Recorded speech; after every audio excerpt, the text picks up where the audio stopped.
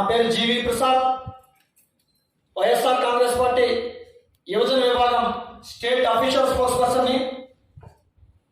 ఈరోజు ఈ పత్రికా విలేకరుల సమావేశం నిర్వహించడానికి గల ప్రధానమైన అంశం, నిన్న నెల్లూరు నగరంలో పోటాపోటీగా కోట్ల రూపాయల సంచుల బ్యాగుల కోసం ఒకరికి తెలియకుండా ఒకరు ఒకే సమయానికి ప్రెస్ మీట్ ఏర్పాటు చేసి కోట్ల రూపాయల సంచులు చేతులు మారుతున్నాయి అనే దానికి నిన్న ప్రతిపక్ష పార్టీ అయిన తెలుగుదేశం పార్టీ నాయకులు నిర్వహించినటువంటి పత్రికా విలేకరుల సమావేశాలే అందుకు ఉదాహరణ.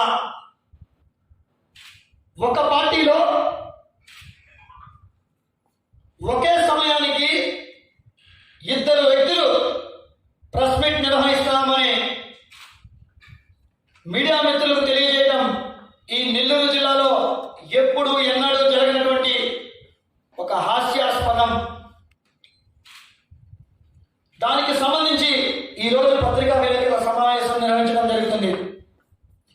నిన్న రూరల్ నియోజకవర్గ శాసనసభ్యులు కోటమిరెడ్డి సీతారెడ్డి గారు మాట్లాడుతూ, విజయసాయిరెడ్డి గారు రాజ్యసభ పదవికి రాజీనామా చేయాలి, ఆయన రాజీనామా చేసి ఎన్నికలలో పోటీ చేయాలి అని మాట్లాడడం జరిగింది. అయ్యా కోటమిరెడ్డి సీతారెడ్డి గారు,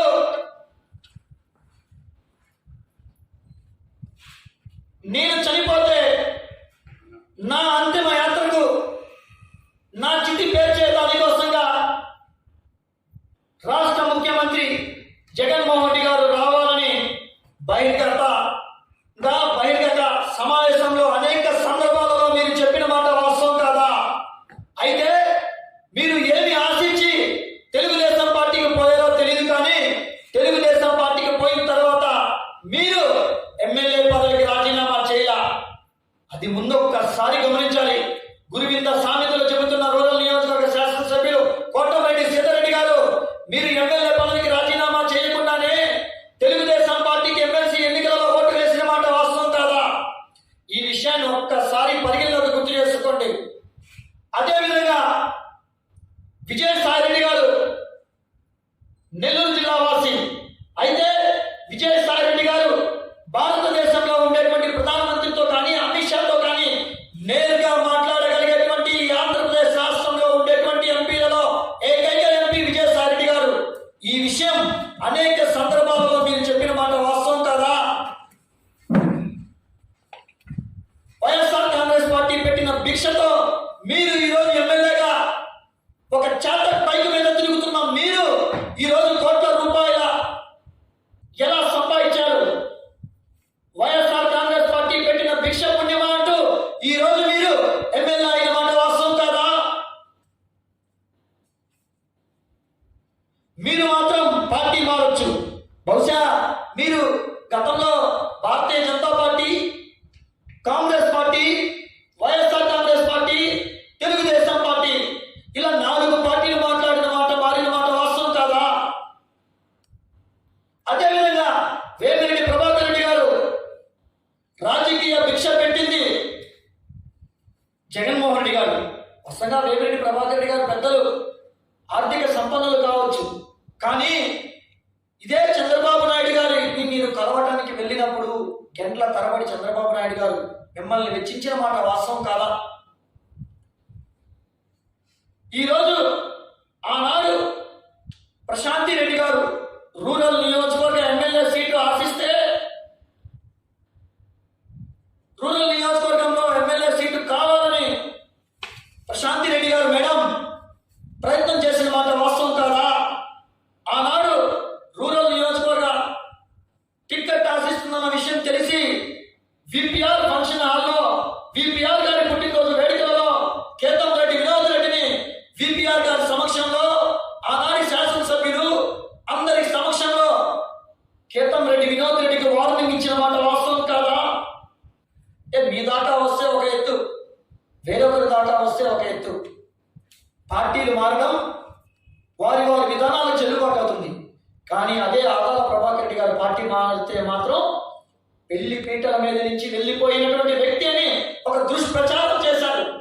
వాస్తవం అడుగుతా నేను, ఆదాల ప్రభాకర్ రెడ్డి గారు ఏనాడు కూడా ఎన్నికల అనంతరం ఎన్నికల అనంతరం ఏ రాజకీయ పార్టీ మారలేదండి.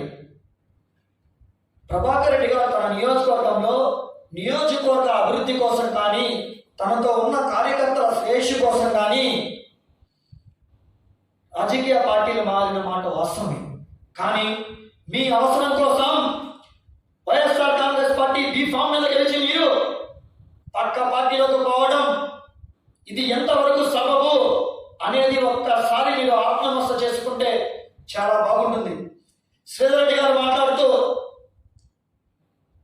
ఏ ఎండకు అడుగు పట్టడం, ఏ గాలికి ఆ చాపెత్తడం ఒక్క కోటమిరెడ్డి శ్రీధర్ రెడ్డి గారికి మాత్రమే నెల్లూరులో చెల్లుబాటు అయింది.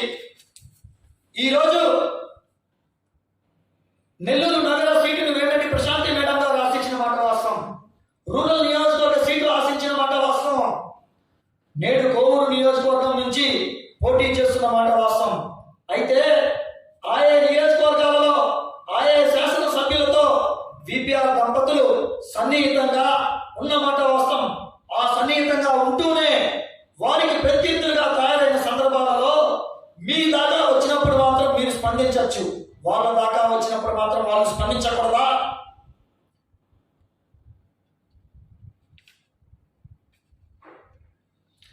మరొక విషయం, విజయసాయి రెడ్డి గారి ఓటు వైజాగ్ లో ఉందని చాలా మంది మాట్లాడుతున్నారు. బహుశా వేమిరెడ్డి ప్రశాంతమ్మ మేడం గారి ఓటు కూడా నెల్లూరు రూరల్ నియోజకవర్గంలో ఉంది, కోవూరు నియోజకవర్గంలో లేదు.